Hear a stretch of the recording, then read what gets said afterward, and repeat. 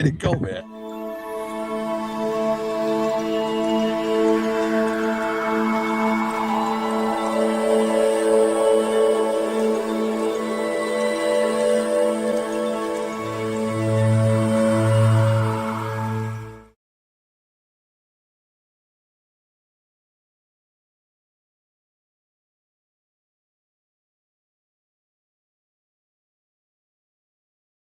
And welcome back. We are live again at Whitman 2026 Spring Expo. We are joined by one of the nicest guys I know.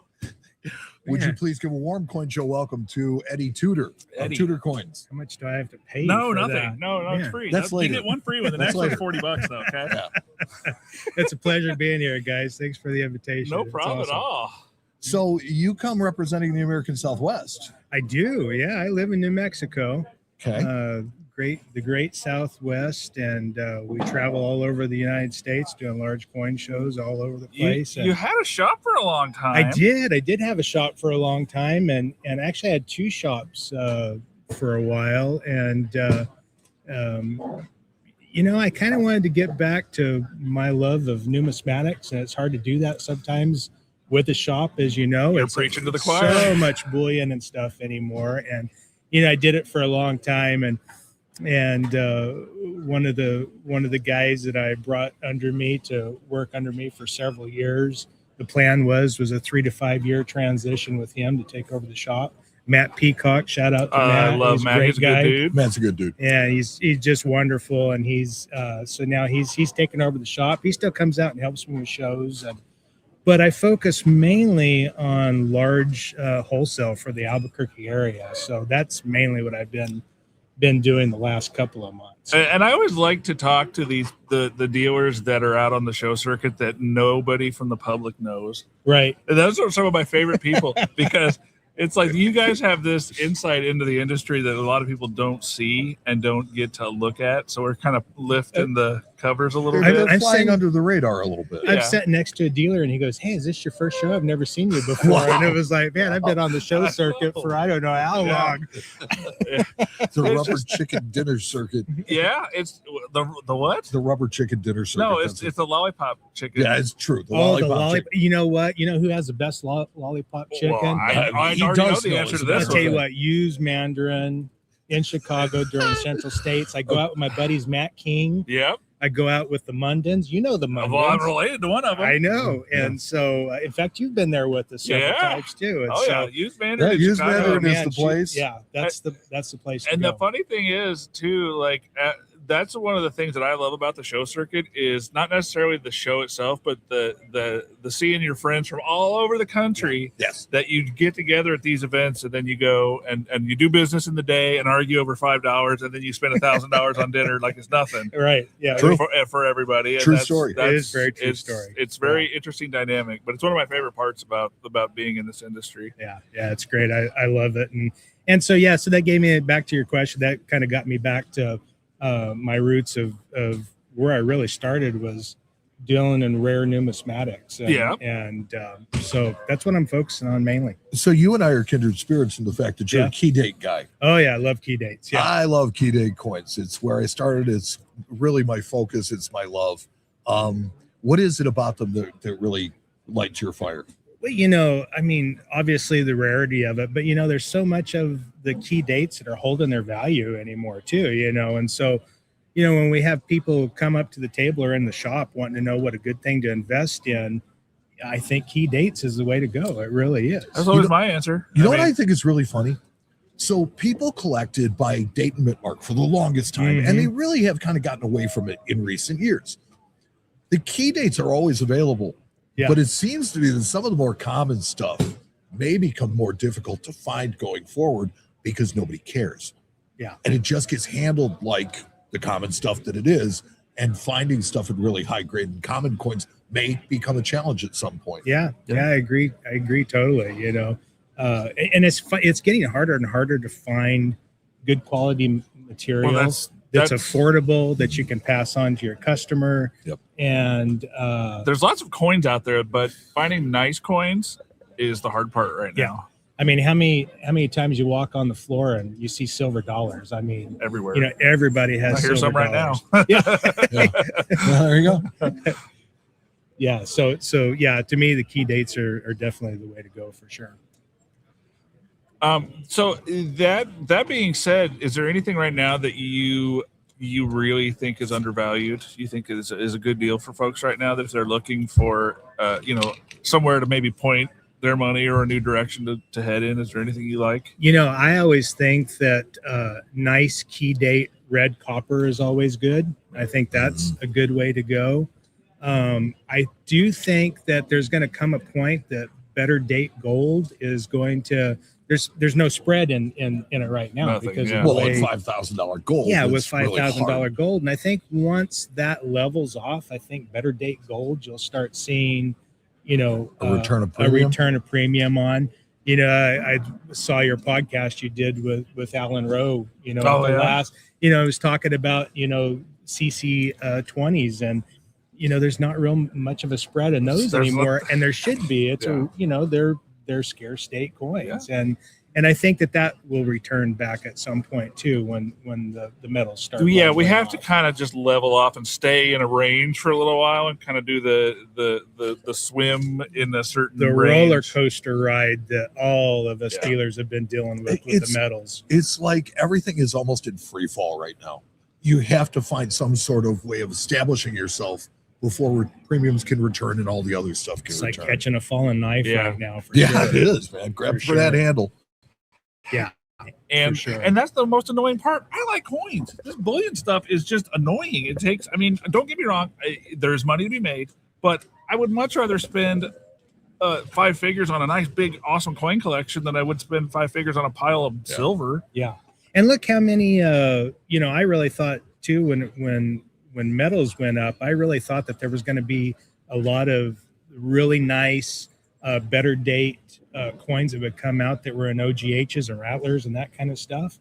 And, you're just not seeing that Yeah. as much either, so where's all that stuff? Yeah, just right. Like lately, it's been a lot of crusty and ugly pre-33 gold, and that stuff. That's coming out of the woodwork. It is. Oh, It yeah. is. There's plenty of it. Yeah. There's plenty of it still out there. And it's like, oh, here's a Saint in 3. Oh, that coin's melt. Yeah. Or melt plus how about $5. Say How about four. Yeah, I fives? was gonna say fours. Fives are like, Oh, oh, no. that's $200 over Yeah.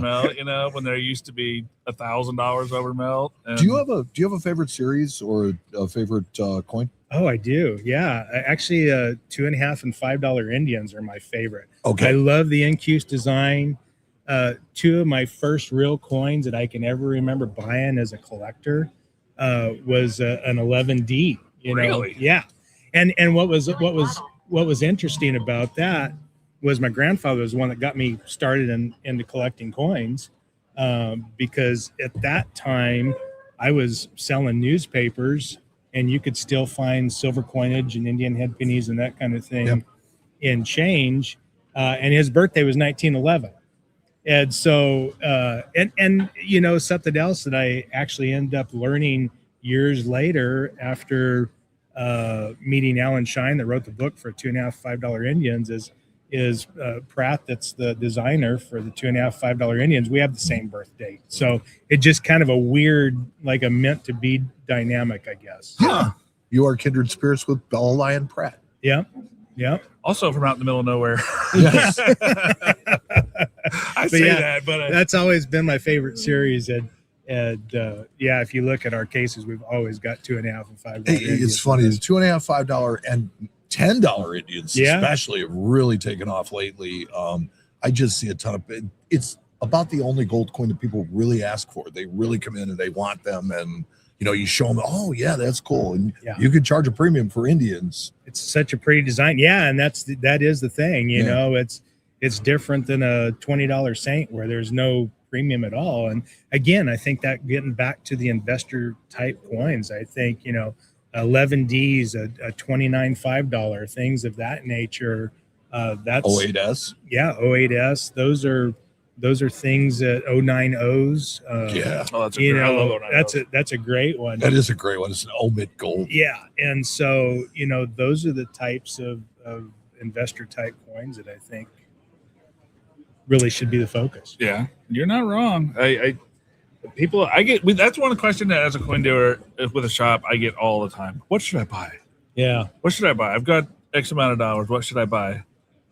Like you have some magic knowledge. Yeah, exactly. That's why I always what do you ask. like? Yeah, well, honestly, that's an the answer follow-up. I get That's very always often. the- I don't know, is what they say usually, and then it's just a big circle we get ourselves Well, stuck see, in. for us, then I start pulling out things and saying, okay, you like this, and you like this, and you like this. The thing that helps me the most is when, and it's not always the way that this works, but when somebody has a list or a want list of something that they're looking for, it helps a lot. Yes. And that's kind of just a me personal pet peeve kind of situation. But if somebody has something that they're looking for, it's always better to give the dealer that you work with a list, I think, rather than just kind of expect them to try to remember it. What we always would do was if somebody come in the shop and they're a first-time collector, and it's like, what should we collect? You start going through the questions.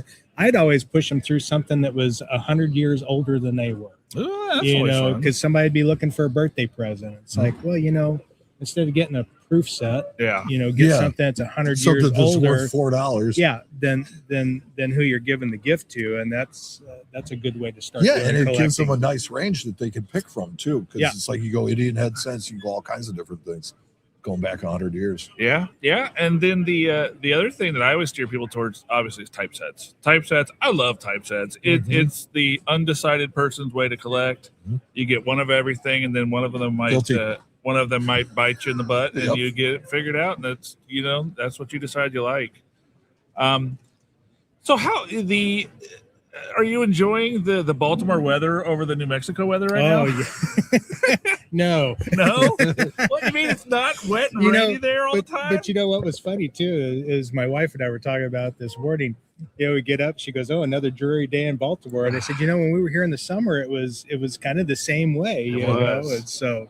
Yeah, a little different weather than it is in New Mexico for sure. But we do love coming to Baltimore to the Whitman Expo. It's one of our favorite shows we go to. The Whitman, the folks at Whitman have been really great with us as well, and just doing stuff like this. There's not many shows that we can just sit down and talk to people that don't get mad at us because we have a camera.